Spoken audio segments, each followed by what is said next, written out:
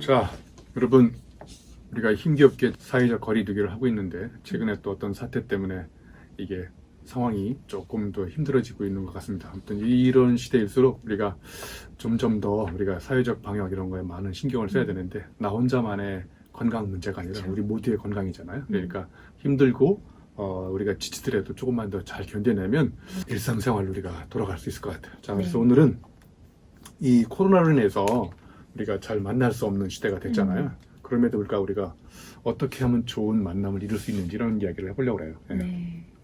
사실 이제 코로나로 인해서 비대면 접촉이 굉장히 많이 늘어나고 있잖아요. 이렇게 온라인상에서 이루어지는 것도 있지만 오프라인에서 접촉으로 이루어진 만남 간에 이 온라인과 오프라인 어떠한 차이점이 있는지 그거에 대해서 한번 좀 설명 부탁드릴게요. 네, 뭐 이제 일상적으로 우리가 아무런 거리낌 없이 장애물 없이 접촉으로 이렇게 만나다가 갑자기 사회적 거리를 두면서 이제 편안한 사람들하고 이렇게 쉽게 만나기도 어렵고 그래서 이제 온라인으로 하잖아요. 맞아요. 저도 이제 한 학기 동안 온라인으로 줌으로 수업을 하고 있는데 여러 가지 차이가 있을 수 있지만 한 가지로 얘기하면 이럴 것 같아요. 내가 이 20명이 온라인에서 기다리고 있는 장면에 내가 입장하는 것과 20명이 저 오프라인 공간에 책상에 앉아 있을 때 입장할 때 이 신체적 감촉이 다른 것 같아요. 그러니까 예를 들면 20명이 있을 때 오프라인 공간에 강의장에 딱 들어갔을 때 아이들의 시끌벅적한 소리부터 시작해서 뭐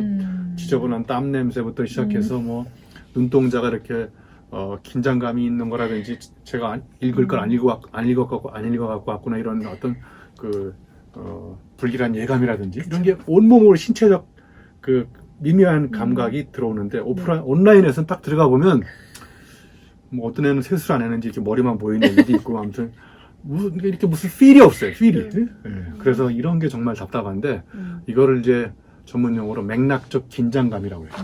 그러니까 맥락적 긴장감이 뭐냐면 이제 제가 이렇게 얘기해요. 오프라인 공간에 딱 오늘 여러분 이 팀이 발표를 하게 돼 있는데 오늘은 이 팀이 발표하지 않고 1팀이 발표할 겁니다. 갑자기 이제 발표 순서가 확 바뀌어버리면 아이들은 뭐 1팀은 거의 초죽음인 거죠. 뭐 이런 쓰러지는 장면이나 느낌 이런 것들이 피부로 다 와닿잖아요. 그죠? 네.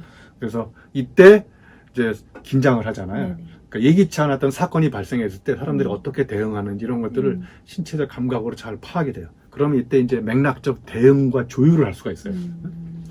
이거는 이제 학생도 마찬가지, 교수도 마찬가지예요. 교수가 어떤 메시지를 던졌을 때 아이들이 기대했던 반응과 전혀 다르게 일어나거나 아니면 기대했던 반응이 일어나거나 아무튼 이렇게 메시지를 던졌을 때 아이들이 거기에 리스폰스 하는 걸 이렇게 순간적으로 딱 파악한 다음에 그걸 딱 판단하는 순간 내가 다음 메시지나 다음 행동을 어떻게 해야 될 것인지를 요 지금 반응에 기초해서 의사결정을 하게 돼요. 그런데 온라인에서는 메시지를 던졌는데 알아들었는지 뭐 눈이 깜빡깜빡거리고 오늘도 정말 답답한 게 이 소통 미디어 교육은 그럼 소통이 안 돼 아이들하고 예를 들면 그래서 이 맥락적 긴장감에 대응하는 맥락적 조율을 잘 해낼 수 없는 이런 거인 것 같아요. 그래서 언어로 형상화시킬 수는 없지만 이 피부로 와닿는 이런 느낌이나 이런 거 일수리도 이제 결혼을 했으니까 중요한 이야기는 이제 아줌마들끼리 이렇게 중요한 이야기를 전화로 한 3시간 이야기한 다음에 야, 우리 중요한 이야기는 만나서 하자고 하잖아요. 그러니까 접속이 갖고 있는 참을 수 없는 가벼움이나 공허감을 접촉으로 충족시켜줘야 되는데 그게 지금 이제 잘 안 되잖아요. 그쵸. 그래서 이런 어려움에도 불구하고 우리가 이제 접속 시간이 많아질수록 여기서 우리가 어떤 만남을 만들어내야 될 것인지 이런 게 굉장히 저는 중요하다는 생각이 들어요. 네. 사실 지금 이제 현재 상황이만큼 이제 접속으로 인해서 사람들을 만나는 경우도 많고 그런데요. 님 브런치 글을 이제 보면서 제가 봤을 때는 그 시대적 상황에 맞춰서 앞으로 이제 우리들의 만남이나 이런 본질과 핵심을 관통하는 그런 메시지가 잘 들어있지 않았나 싶어요.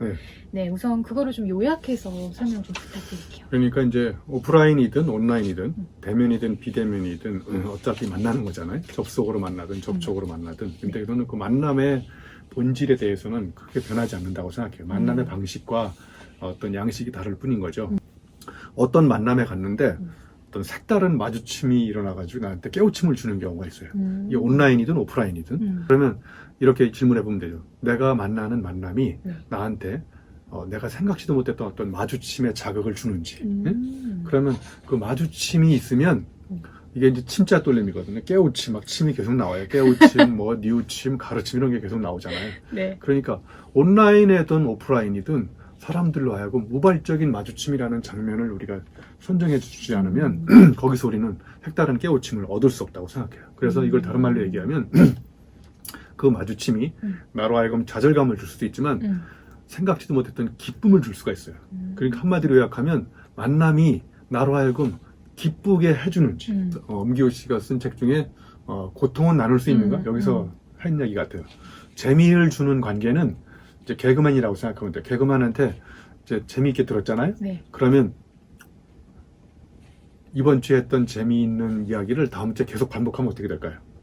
아, 식상해지죠. 식상해지죠. 그래서. 네. 그러니까 개그맨의 존재 이유는 오늘과 다른 재미를 계속 주지 않으면 걔는 존재 이유가 사라지는 거예요. 그렇죠. 야, 이제 유슬이가 나한테 재밌는 얘기 했는데 내가 이렇게 욕을 해. 야, 더 재밌는 얘기 없냐? 더 재밌는 얘기 안 하면 너는 집에 가야 되는 거야. 이게 재미를 주는 관계고, 기쁨을 주는 관계는 존재 자체가 나한테 위대한 깨우침을 주는 거야. 예슬이가 나한테 뭐라 그러냐면, 야, 뭐 이렇게 나한테 기쁨을 주려고 노력을 하면, 아, 됐어. 야, 너는 그냥 지금 존재 자체만으로 나한테 기쁨을 주는 존재인 거야. 그러니까 기쁨은 한 사람으로 하여금 그 존재 이유를 근본적으로 깨닫게 해주는 건데, 재미는 나로 하여금 즐거움 이런 걸 주는 거예요. 그래서 더 재미있는 걸 주지 않으면 그 사람은 망하지만 기쁨을 주는 관계는 더 기쁨을 주는 노력 자체를 상대방이 오히려 막아요. 네. 그러니까 우리가 만나는 접촉이든 이 만남이라는 것이 나한테 그런 기쁨을 주는 만남인지 아닌지는 네.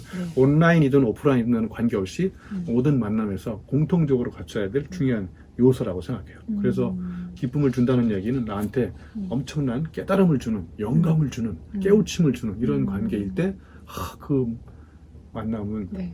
만나기 전에 설레이고 기다려지고 그러잖아요. 그렇죠.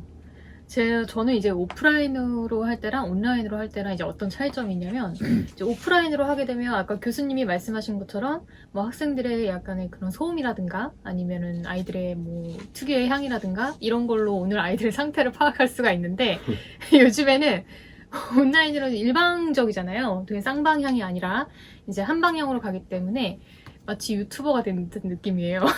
이제 학생들이 다 왔냐, 이제 참석했냐, 이제 물어보면은 다 채팅창으로 네 이렇게 하는데 처음에는 그게 되게 삭막하고 어색한 거예요. 그러니까 네. 아이들을 이제 온라인 수업하면서 이렇게 정신 차리게 하는 방법은 여러 가지가 있어요. 질문을 야, 여러분 일주일 동안 재밌었냐 이렇게 질문하지 말고 야, 예슬아, 넌 첫 키스를 언제 했냐 이렇게 질문하면 내가 이제 깜짝 놀라잖아요. 너무 많이 해봐가지고 언제 했는지 막 생각을 한다든지 이렇게 이제 긴장감을 조성하는 건 온라인이든 오프라인이든 같은 방법이 있다고 생각해요. 아, 그렇구나. 이거 신랑이 안 봐야 되는데. 네. 네. 자, 그럼 이제 다음으로 넘어가서 교수님께서 그 코로나 시대에 다시 생각해보는 그 의미심장한 만남의 10대 비밀 전략에 대해서 네. 이제 말씀을 해주셨는데, 야, 지금 한번 보면 대단해요. 저는 이 구체적인 내용이 너무너무 궁금하거든요. 네, 지금 하나하나 또 여쭤봐야겠죠. 첫 번째는 crisis and challenge예요. 네. 발음이 별로 안 좋아도 좀 이해해 주시고. 그러니까 모든 만남은 나한테 위기의식을 심어주는 만남이. 그 위기의식은 긍정적인 측면에서 위기의식이에요. 내가 이렇게 현실에 안 좋아도 살다가 누굴 만났어요. 그런데 갑자기 그 사람으로 하여금 나한테 강한 자극을 받은 거예요. 저 사람은 저런 방식으로 저렇게 삶을 살아가는구나. 나는 너무나 현실에 안주하고 있구나. 이런 위기감을 조성해주고 현실에 안주하지 않고 익숙한 것에서 낯선 곳으로 이렇게 도전할 수 있도록 해주는 만남. 맞아요. 이거는 온라인이든 오프라인이든 똑같다고 생각해요. 그래서 중요한 것 같아요. 비대면 접속에서도 아이들한테 긴장감을 줄 수 있거든요. 그래서 저는 이렇게 얘기하거든요. 갑자기 또 드랍 테스트를 보겠다 그러면 또 이제 초긴장 상태로 막 이렇게. 아무튼 이렇게 안 좋은 긴장감이긴 하지만 제가 겪어봐서 알아요. 네. 네. 어떤 만남에서 나의 현실 생활을 반성해보고 성찰해볼 수 있는 위기감을 주고 네. 그리고 이전과 다른 방식으로 살 수 있도록 도전의식을 촉발시키는 모임. 이거는 뭐 온라인 비대면 접속이든 대면적 접촉이든 우리가 가져가야 될 굉장히 중요한 만남의 포인트라고 생각해요. 그렇습니다. 저도 거의 교수님하고 같은 맥락인데요. 네, 확실히 조금 긴장감을 가지고 이제 살다 보면은 뭔가 내가 또 깨닫는 부분이 생기더라고요. 네. 자, 그럼 두 번째로 한번 넘어가 보겠습니다. 자, 컨셉과 콘텐츠, 독창적인 콘셉트로 감동적인 콘텐츠를 창조하라. 네. 이제 컨텐츠부터 얘기하면 온라인 교육을 하면서 제가 느낀 것 중에 하나는 매주 16주에서 15주에서 16주 수업을 해야 되는데 네. 1주차부터 3주차 했던 콘텐츠를 아이들한테 계속 울고먹으면 아이들은 이제 수업을 듣다 말고 이거 뭐 학원보다 나쁜 강의다, 등록금을 돌려달라 막 이런 이야기를 나올 수 있거든요. 그래서 그렇죠. 네. 이 내가 갖고 있는 독창적인 콘텐츠가 없으면 특히 독창적인 콘텐츠라는 건 뭐냐면 내가 경험해본 콘텐츠여야 돼요.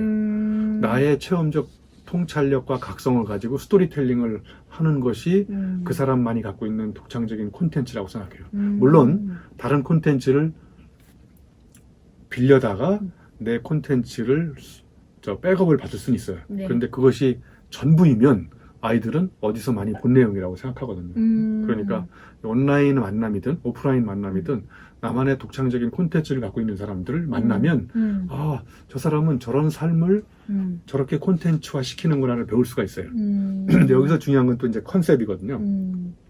컨셉이 뭐냐면 이게 여러 가지로 표현할 수 있어요. 예를 들면 여러분 1시간 강의를 하는데 또 1시간 강의의 컨셉이 뭐야? 이렇게 얘기할 수 있거든요. 네. 네가 말하고 싶은 이야기를 한마디로 얘기하면 뭐야? 이런 거. 그 다음에 또 4시간짜리 교육과정을 개발했어요. 그러면 4시간짜리 교육과정을 한마디로 얘기하면 이 컨셉이 뭐야? 이런 거 이거거든요. 여기서 얘기하는 이제 컨셉은 저는 한마디로 얘기하면 나다움이라고 생각해요. 나다움? 네? 이 콘텐츠의 나다움이 저는 컨셉이라고 생각해요. 자, 이제 하나 예를 들어볼게요. 네. 그 일본 철도를 저펜 레일로드라고 하잖아요. JR. JR에서 내거는 그 광고 문구 하나하나가 네. 엄청난 컨셉이에요. 거기에 광고 문구 중에 이런 게 있어요. 수학 공식 중에 네. 루트 알죠? 루트 A는 18세다 이렇게. 루트 A 이렇게 써놨어요. 여기서 봐보세요. 루트는 영어로 얘기하면 뭐냐면 루트는 길이에요. 길. 예? 길. A는 A지. 여행을 떠나는 사람들이 길에서의 나이는 누구나 다 18세다.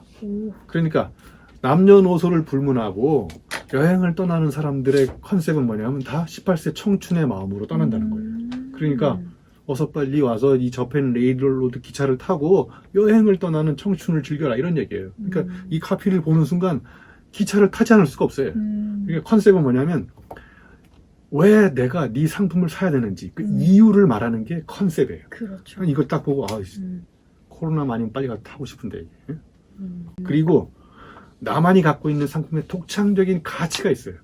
그거는 저 사람한테 사지 않으면 저 사람 거를 도대체 살 수가 없는 거예요. 이 또 파리가 모기가 나타나는 거예요 지금. 세계 최초로 파리도 유튜브에 출연시켜야 되겠네요. 그러니까요. 파리도 얘도 컨셉을 갖고 출연하는 건가? 그러니까요. 지금 컨셉 갖고 막. 지금 교수님께서 이제 경험에 대해서 말씀을 해주셨는데, 저도 사실 제가 이제 강의할 때 제 경험을 좀 많이 들어서 얘기를 해주거든요. 그러면 학생들한테 이제 과제를 내줄 때 어떤 과제를 내주냐면, 이제 온라인이잖아요. 그러면은 얘네들을 평가할 수 있는 게 사실 과제 중에서도 가장 좋은 게 영상을 한번 만들어봐라. 그게 되게 재밌더라고요. 그 영상을 딱 그 제작할 때 학생들이 뭐라고 얘기를 하냐면 나중에 이제 피드백이 와요. 교수님, 저는 그동안 제가 뭘 좋아하는지도 몰랐고 제가 어떤 사람인지도 정말 몰랐는데 이번 교수님 과제를 통해서 제가 어떤 사람인지를 다시 한 번 더 되돌아보는 기회가 됐다는 거예요. 이제 20살 친구들이 그렇게 얘기를 하더라고요. 확실히 본인만의 콘텐츠를 한번 이렇게 만들어보는 것도 되게 중요하다. 라고 저는 만들어 강조를. 보는 것과 그쵸. 머릿속으로 생각만 하는 거는 엄청난 차이가 천지 있어요. 차이가 네. 있죠. 네. 자, 그럼 다음으로 넘어가 보도록 하겠습니다. 자, 세 번째죠. 컨텍스트와 컨틴전스. 예, 약간 이제 어려운 단어일 수도 있는데 네. 컨틴전시 그러면 상황이 바뀜에 따라서 그 상황에 임기응변적으로 그렇죠. 대응하는 거를 네. 컨틴전시라고 해요. 그러면 이제 이 만남에서 가장 중요한 거는요. 예, 아무리 좋은 콘텐츠를 갖고 있어도 그 콘텐츠가 탄생한 콘텍스트가 있어요. 그 콘텍스트는 뭐냐면 사연과 배경이라고 생각하면 돼요. 아주 쉽게 얘기하면 이런 거예요. 자, 제가 훌라후프를 한때 많이 돌려가지고 허리가 다시 나거든요. 예. 그 비결이었어요? 네. 아유. 근데 훌라후프 네. 장사가 이제 포화돼서 훌라후프가 안 팔려요, 더 이상. 음. 그래서 훌라후프 사장님이 네. 지나가다가 저 바깥에 밭에 있는 비닐하우스를 본 거예요. 음. 그래서 이 사람이 갑자기 생각이 났어. 아, 이제 훌라후프가 더 이상 안 팔리니까 훌라후프를 더 크게 만들어 반 잘라가지고 이 비닐하우스 지지대로 농부들한테 팔아야 되겠다. 그러니까 이제 훌라후프가 몸이라는 콘텍스트에 붙어 있을 때는 운동기구였지만 그쵸. 이게 밭이라는 콘텍스트 들어가면 얘가 비닐하우스 지지대로 바뀌는 거예요. 그러니까 똑같은 콘텐츠여도 콘텍스트가 어디냐에 따라서 전혀 다른 걸로 다가가게 할 수 있어요. 그쵸. 그러니까 뭐 우리가 정말 기쁨을 주는 만남에서는 이 콘텍스트를 수시로 바꿔가면서 동일한 컨텐츠여도 사람들한테 막 다르게 할 수 있거든요. 또 하나의 콘텍스트의 의미는 뭐냐면 아까 이제 서두에 제가 말씀을 드렸듯이 온라인이든 오프라인이든 이 내가 어떤 메시지를 전달하는 그 맥락적인 감수성이 있어야 돼요. 그렇죠. 응? 제가 예를 들면 오늘도 창의성 개발 수업 시간에 이런 광고를 하나 보여줬어요. 원더브라 광고. 이 상상력을 자극하는 그쵸. 광고인데 네. 이게 이제 나중에 그 유튜브에 이렇게 이미지 한번 넣어보세요. 이렇게 지하철 경계선이 앞으로 노란 선이 여기 있는데 원더브라 착용한 여성이 경계선 뒤에 따로 서 있어요. 네. 그리고 아무 설명이 없어요. 그러니까 원더브라의 컨셉이 뭐냐면 이게 푸시업 브라라서 남들과 똑같이 경계선에 노란 선에 서 있으면 이게 커지기 때문에 지하철에 큰 사고가 날 수가 있다는 거예요. 이걸 얘기했는데 아들이 못 알아들어요. 그러니까 이게 맥락 내가 딱 그 맥락을 보고 바로 네. 파악을 이게 여기서 안 통하는구나. 그러면 이게 바로 맥락적 감수성이거든요. 네네. 그러니까 유머라는 게 뭐냐면 맥락에 대한 감수성이에요. 그러면 내가 바로 파악을 한 다음에 이걸 빨리 접어야 돼요. 응? 그래서 여기서 컨틴전시 바로 이제 거기서 대응을 해서 이런 유머가 여기서 안 통하는구나. 그럼 빨리 접어야 되는데 이걸 계속 이야기하다가 이제 성희롱죄나 이런 거에 걸리는 거죠. 그래서 어떤 만남이든지 간에 동일한 컨텐츠를 가지고 다양한 컨텍스트 속에서 제시를 했을 때 사람들이 어떻게 대응하는지 그걸 바로 파악한 다음에 임기응변적으로 대응할 때 저는 이 만남이라는 게 온라인이든 오프라인이든 사람들한테 굉장히 재미난 통찰력을 줄 수 있다고 생각해요. 예. 그렇다면 교수님, 그럼 임기응변력을 기르려면 책을 많이 읽어야 되는 건가요? 책만 읽어서는 안 되고 많이 네. 당해봐야 돼요. 예. 이렇게 하면 안 통하는구나. 고소당해가지고 경찰서에 한번 끌려가서 이렇게 아픈 체험도 해보고 그러지 않으면 몰라요. 그러니까 꼰대들이 왜 계속 이야기를 하냐면 자꾸 들어주잖아요, 사람들이. 내 그쵸. 이야기가 통하나 보다. 통하긴 뭘 통해. 아플 통자에게. 통증이 오는데도 불구하고 계속 이야기를 하면 우라통과 분통이 터지는 거죠. 네, 맞습니다. 저도 얼마 전에 차 사고를 한번 냈는데 그 경험을 통해서 다시는 그러면 안 되겠다라는 걸 깨달았는데 네. 네, 중요한 것 같아요. 그런 경험을 한번 목소해보는 게. 네. 자, 이제 네 번째 한번 교수님 얘기해 볼까요? 네. 네, 커넥트와 커뮤니케이션에 대한 내용인데요. 우선은 나와 다른 전문성과 이제 접속을 해보면요. 이제 열심히 우리가 또 소통을 하게 되지 않습니까? 네. 네. 이제 시대가 발전할수록 내가 모든 분야의 전문가가 될 수 없잖아요. 그렇죠. 그러니까 우리가 만나는 이유가 뭐냐면 나 혼자 할 수 없는 것들을 만나서 서로 이렇게 각자가 기여할 수 있는 부분이 뭔지를 찾아보는 거예요. 이걸 전문 용어로 이제 Connected Specialization이라고 그래요. 그러니까 전문성, 스페셜리티를 Connected 해가지고 내가 A라는 전문성을 갖고 있고 예를 들면 예슬이가 B라는 전문성을 갖고 있어. 나는 B를 할 수가 없어요. 나 혼자는. 그러니까 예슬이하고 만나서 이렇게 막 얘기를 해보는 거예요. 그래서 이제 내가 갖고 있는 전문성을 갖고 있지 않는 전문성을 해당 분야의 전문가를 찾아가지고 만나는 거예요. 온라인이든 오프라인이든. 그래서 이제 그러면 이제 나 혼자 할 수 없는 것들을 공동으로 해낼 수 있는 가능성이 생기잖아요. 그럼 여기서 가장 중요한 게 이제 끊임없는 소통이에요. 그렇죠. 그래서 커뮤니케이션을 계속 하면서 그 사람이 갖고 있는 본질적인 전문성의 실체가 뭔지를 정확히 파악을 하고 그리고 서로의 장단점을 잘 알고 그러면서 이제 우리가 함께 해볼 수 있는 가능성의 터전과 무대가 뭔지를 확인하게 되고 그러면서 이제 서로 공감하게 되는 게 Connect and Communication이에요. 이게 잘 되는 거는 네. 오프라인이든 온라인이든 다 똑같다고 생각해요. 온라인도 이게 돼야 되고 오프라인도 이게 돼야 되는데 이게 안 되고 그냥 혼자 와서 지멋대로 얘기하고 소통도 안 되고 그러면 이제 거기 갔던 사람들은 이제 화끈하게 통하지 않고 맞아요. 이제 불통, 분통, 우라통 이렇게 이제 통증이 생기기 시작하는 거죠. 네. 일방적으로 강의를 할 때와 그냥 사람들과 만나서 제가 뭔가 소통을 하고 질문을 하고 이제 서로 주고받는 핑퐁을 하잖아요. 그러면 확실히 그 후자가 더 반응이 좋더라고요. 일방향으로 하면 안 되겠구나. 커뮤니케이션을 해야겠다. 그래서 이제 제 수업은 모든 게 이제 커뮤니케이션이 네. 그렇게 이제 아무튼 중심이 되는 거예요. 뭐든지 해보고 네. 아 이렇게 하면 안 되는구나. 그렇죠. 응? 이렇게 하면 안 바로 되는구나. 접어야 돼요. 그럼요. 네. 근데 네. 그렇게 경험을 하는 게 중요한데 이 저기 뭐야 커넥트 앤 스페이스 커뮤니케이션에서 굉장히 중요한 하나의 전제는 뭐냐면요. 신뢰입니다. 신뢰. 그러니까 예를 들면 오프라인에서 이렇게 만나면 네. 이제 여러 가지 해보면 이 사람을 내가 믿어야 되는지 안 믿어야 되는지 알 수 있는데 온라인에서는 그걸 확인할 수 있는 방법이 별로 없잖아요. 그렇죠. 네? 불특정 다수와 온라인에서 줌으로 접속할 수도 있고 그런데 네. 그럼 저 사람을 내가 믿어야 되는지 안 믿어야 되는지 이런 게 이런 걸 확인하는 방법이 뭐가 있을까? 네? 일단 제가 보기에 예슬이 나를 믿어? 그럼요. 안 믿나 보다. 영어로 담았는데 너무 너무 믿죠, 교수님. 네. 믿는구나. 그럼요. 온라인에서 만났어요, 서로. 그럼 저 사람을 믿어야 될지 안 믿어야 될지를 확인하는 방법 중에 하나는 그 사람 검색을 해가지고 어디다 쓴 글이라든지 뭐 블로그나 인스타에 무슨 내용을 옮기는지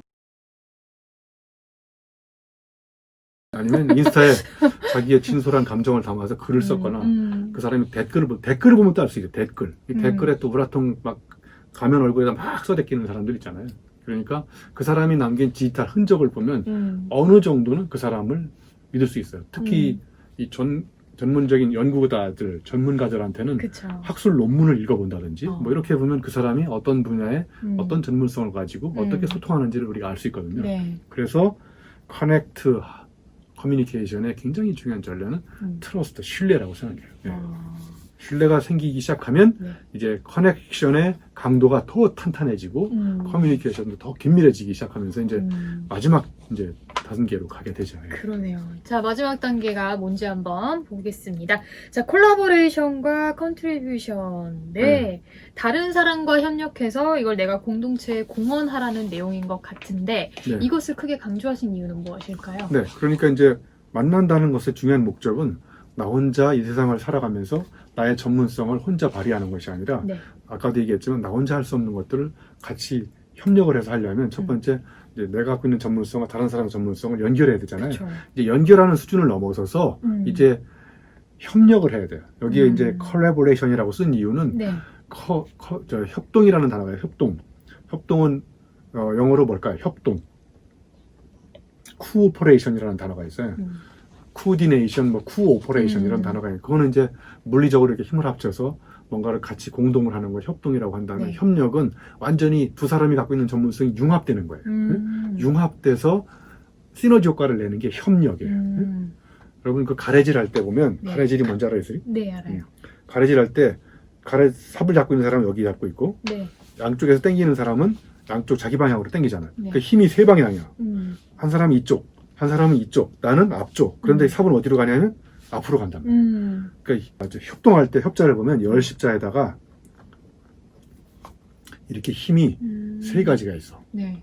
이게 열십자, 힘이 세 명이 합쳐진 거야. 이게 협이야, 협. 놀랍지 않습니까? 한자가. 그러니까 세 사람이 갖고 있는 힘 하나로 합쳐진 게 협력이에요.